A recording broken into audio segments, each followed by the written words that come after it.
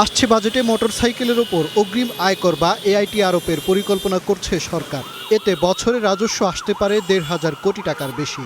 এটি বাস্তবায়ন হলে ১১১ থেকে ১৬৫ সিসি পর্যন্ত ৫,০০০ টাকা এবং ১৬৫ সিসির বেশি ক্ষমতা সম্পন্ন মোটরসাইকেলের জন্য ১০,০০০ টাকা অগ্রিম আয়কর নির্ধারণ হতে পারে। তবে করের আওতামুক্ত থাকবে ১১০ সিসির নিচের সব মোটরসাইকেল। সরকারের এ পরিকল্পনাকে মানতে নারাজ মোটরসাইকেল চালকরা। ৮০,০০০ টাকার বাইক আমরা ২ লক্ষ ২.৫ লাখ টাকায় কিনি আমরা, এরপরে আবার কর, এটা তো মানা যায় না। টোটাল মার্কেটটা তো এফেক্ট করবে, কারণ অনেকেই বুঝতেছে না যে এই করটা কিভাবে এসে তার উপরে ইম্পোজ হবে। প্রিমিয়াম সেগমেন্টের বাইকগুলো আছে যেগুলোর দাম ১৫-২০ লাখ টাকা, ১০ লাখ টাকা, ওগুলা কেনার ক্ষমতা যাদের আছে তাদের আয়কর দেওয়া সাজে। ট্যাক্স দেওয়া যাবে, অটো উঠায় দেন, যদি এটা পারে ট্যাক্স দেওয়া যাবে।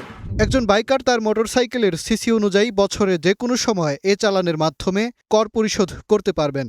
রাস্তাঘাটে চলাচলে বাইকের লাইসেন্সের মতোই ট্রাফিক পুলিশকে এ চালান সরবরাহ করতে না পারলে নেওয়া হতে পারে আইনানুগ ব্যবস্থা।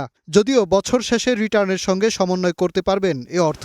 তবে বাইকারদের মন্তব্য, সরকারের এ সিদ্ধান্ত বাস্তবায়ন হলে ভোগান্তিতে পড়বেন মধ্যবিত্ত ও স্বল্প আয়ের মানুষ। রেজিস্ট্রেশন করতেছি, ট্যাক্স দিতেছি, ট্যাক্স টোকেন দিচ্ছি, তারপরে যদি আমরা আবার ইয়ারলি একটা ভ্যাট আমাদের উপর চাপাই দেওয়া হয়, এটা আসলে এটা অযৌক্তিকর। রাস্তার দেখছেন আমরা কোন রাস্তার জন্য আমরা পারমিশনের জন্য আমরা টাকা দিচ্ছি। আমি ব্যক্তিগত বাহন ব্যবহার করেও ট্যাক্স দিব, বাইক কেনার সময়ও ট্যাক্স দিচ্ছি, অনেক বেশি হয়ে গেল না? এটা কি জুলুম না আপনার মনে হয়?